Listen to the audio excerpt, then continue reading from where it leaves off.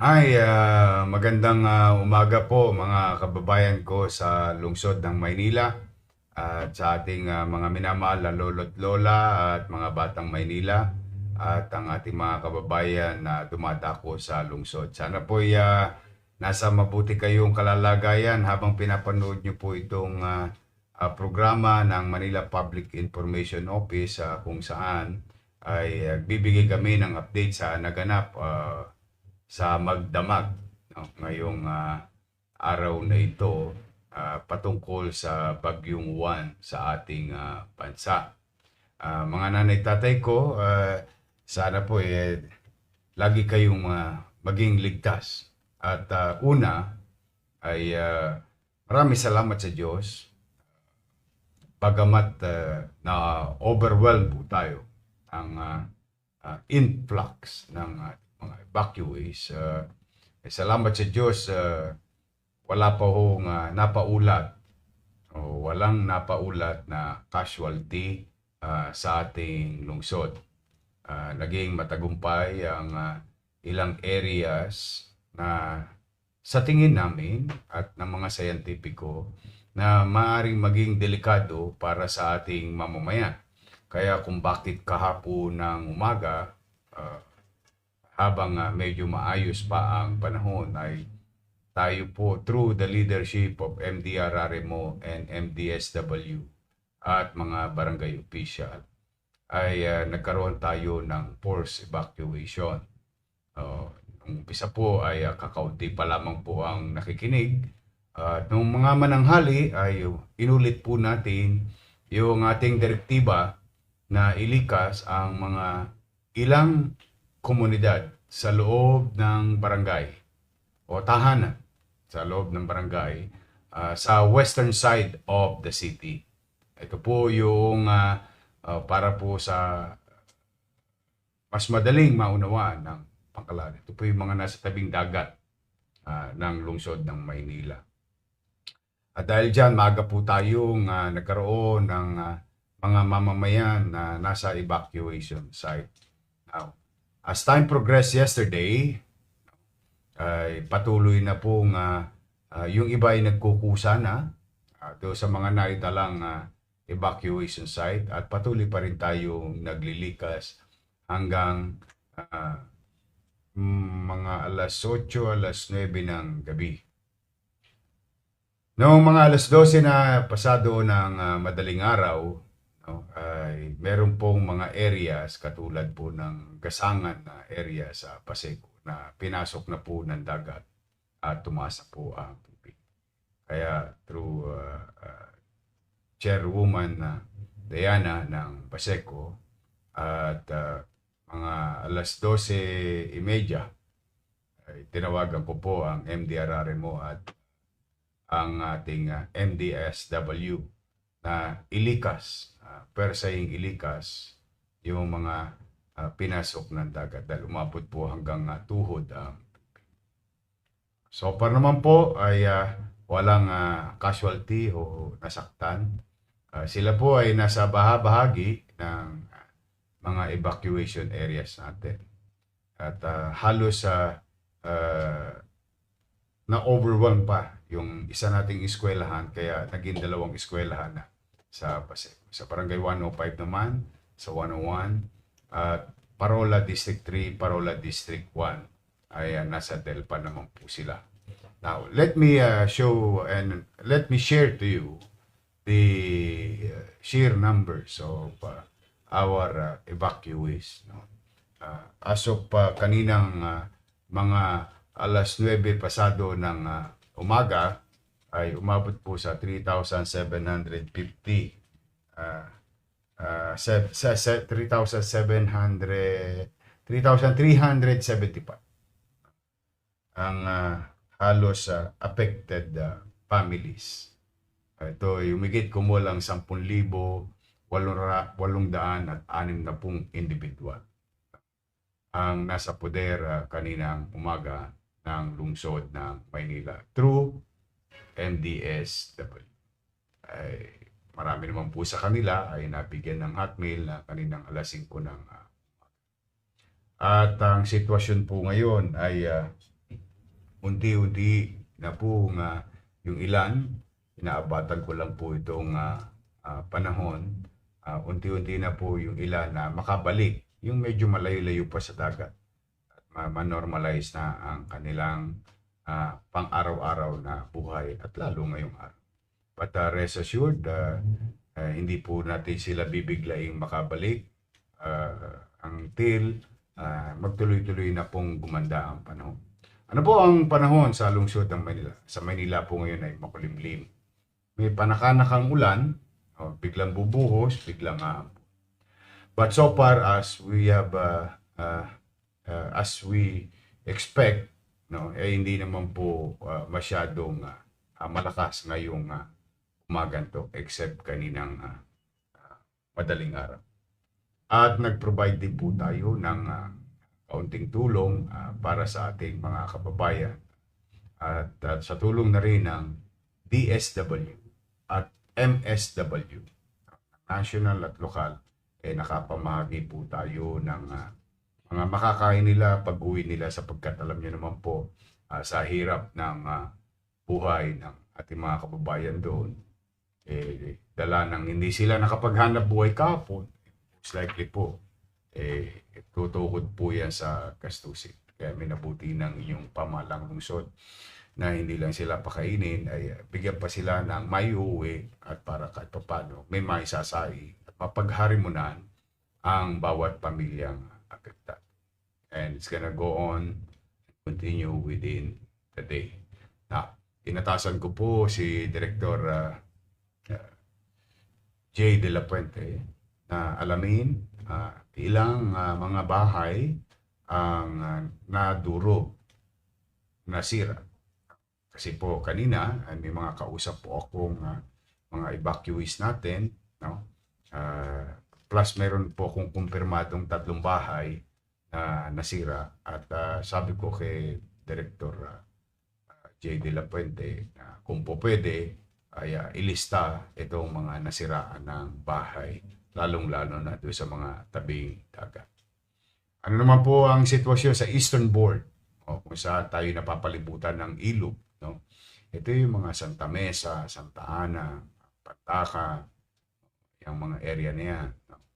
So far naman, no, ay medyo yung mga pumping station, yung isa ho nag-overheat, yung ating mga ilog naman, umapaw lang ng konti yung tubig, pero hindi po katulad nung inaasahan natin na baka magbaha. Yan po ang sitwasyon sa Eastern Board. And marami naman po sa Eastern Board na evacuees natin ay nakabalik na.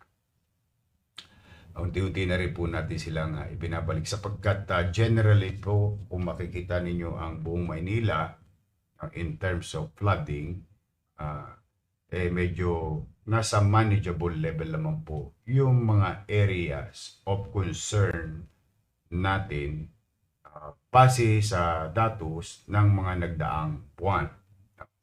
And as you all know, yesterday, we are very grateful to MMDA Chairman Artes and the MMDA family na ipinahiram sa atin yung isang malakas at malaking makina, pumping station. Kaya minabuti ng MDRRMO, ng City Engineering, na habang hindi pa bumubuhos ng malakas ang ulan, ay ipump out na po ang tubig sa Ermita, Malate area maghapon. At ang naging epekto po nito ay halos 90% ng ating Ermita, Malate area ay wala pong baha.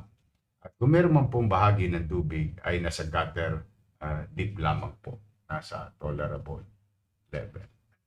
At kanina namang umaga, so pangkalahatan po, no, gusto ko pong ipaalam sa inyo na ang kalsada ng Maynila is available, passable. Para po sa mga nanonood, bumabiyahe, naghahanap buhay, no, ang Maynila po sa pangkalahatan generally ay passable. Now, with that, kaninang alas 9 rin ng umaga, inatasan ko, hindi, actually before 9, no? Tinawagan ko, tinatasan ko si Engineer Andres, 10 ng ating mga engineering group, Engineer Randy Sadak, ating city electrician, at Director Kenneth Amorao ng DPS natin. At ibinilin ko na medyo maganda na ang panahon at ligtas na sa ating mga empleyado na lumabas ng kalsada. Although naulan, but yung hangin medyo malumanay na. Kaya binigyan ko ng direktiba yung 3 ahensya ng lokal na pamahalaan na i-clearing na ang buong Maynila ng anumang uri ng debris sa kalsada para maging ligtas sa mga bumabiyahe sa atin dito sa lungsod. Because hindi lamang po taga Maynila ang gumagamit ng kalsada, tayo po ay center of commerce at marami po tayong logistical company na coming in and out of the city. So as we speak, habang po tayo naka-live, habang tayo nagkausap, ang ating pong mga taga-DPS, City Engineering at City Electrician ay mag-aayos na ng mga kalsada upang maging ligtas para sa lahat. Hindi po lang ito tungkol sa kalinisan, ito po ay tungkol sa kaligtasan. Sapagkat lalong-lalo na sa ating mga major thoroughfares, kung saan mabibilis po ang takbo ng mga sasakyan. Ay pagka yan po'y nilipad, yung mga debris, ay maaari po yan magdulot ng aksidente o panganib sa ating mga biyahero. Asa po kayo, maghapon pong gagawin yan para maging ligtas ang inyong pagbiyahe sa kalsada ng lungsod ng Maynila. Now, mga kababayan, sa mga gustong mamili ay bukas na po ang ating palengke. Ito po ay inatasan ko na rin si Director TJ Hison na ibalik na sa normal operation ang ating palengke upang ito'y ma-access ng ating mga kababayan sa lungsod ng Maynila. Pangapat, ay nais ko pong ipaalam sa inyo na ang ating mga health center through the leadership of Director Grace Padilla at sa punang mga kasamahan natin dyan sa Manila Health Department. Ay bukas po ang ating mga health center para sa mga inuubong bata, sa mga sanggol, sa mga nanay na nagpupuntis, kayo maka-access ang ating check-up or mga gamot. Meron pong isang mahalagang gamot na maaaring magamit ninuman. Kayo po magkonsulta lamang sa ating mga doktor, medical frontliners, sa ating mga health center kasi available po yung doxycycline. Ito pong gamot na ito ay maaaring makatulong sa inyo bilang proteksyon para sa mga na-expose sa baha. Mano pa kung kayo may mga sugat na na-expose sa baha. Karagdagang proteksyon po ito at available po ito sa ating mga health center. Panganim, I think, I don't know. Hindi ko na lang pang ilan po ito. But what is important is ang ating namang kalalagayan sa mga ospital. Nais ko po kayong i-update na ang ating pong ospital, again, through the leadership of Manila Health Department Director Chris Padilla, is nasa normal level. So ano pong ibig sabihin noon? Wala po tayong sudden influx of patients because of the situation.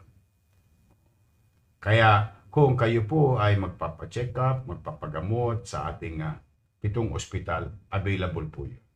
Huwag po kayong mangamba na baka madaming tao sa ating ospital.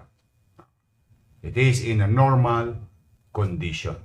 So when we say it's normal condition, maluwag na maluwag po kayong tatanggapin sa ating 7 pampublikong ospital na pag-aari ng lokal na pamahalaan. Ngayon, malamang bukas din po ang ospital na pampubliko na pag-aari naman ng national government. At tuloy-tuloy pa rin po ang ating declogging on top of clearing our streets of any debris. Ang effort pa rin ng inyong pamahalang lungsod ay hindi tumitigil upang nang sa ganoon maibsan natin ang tubig sa kalsada, lalo na pag bagay naman na ating ipinagpapasalamat sa ating mga city engineering at DPS na unti-unti nating nararamdaman ang epekto at ginhawa noong maliliit but multiple and simultaneous clearing of our drainage system of any forms of debris or solid materials. So muli po, yan po ang sitwasyon sa Maynila. Magaan po ang traffic, available po ang kalsada. Ang debris ay nililinis. Ang ating mga evacuees ay unti-unti makakabalik na, dahan-dahan. At ang ating naman pong mga ospital ay kayang tumanggap ng pasyente. Ang ating mga health center ay tuloy ang inyong check-up. At kung kayo mga ngailangan ng gamot na toxicillin bilang proteksyon o dagdag proteksyon sa ating kalusugan, dahil tayo na-expose pa, ay available po. Bagamat ngayon po ay holiday, ay mga ahensya po ng gobyerno ng lungsod ng Maynila na magpapunction pa rin para karapin itong Bagyong Juan upang matulungan ang ating mga kababayan sa lungsod. Nalulungkot po ako sa ibang bahagi ng ating bansa. Talagang hinambalos ng nakikiramay po tayo sa mga pamilyang nasawi.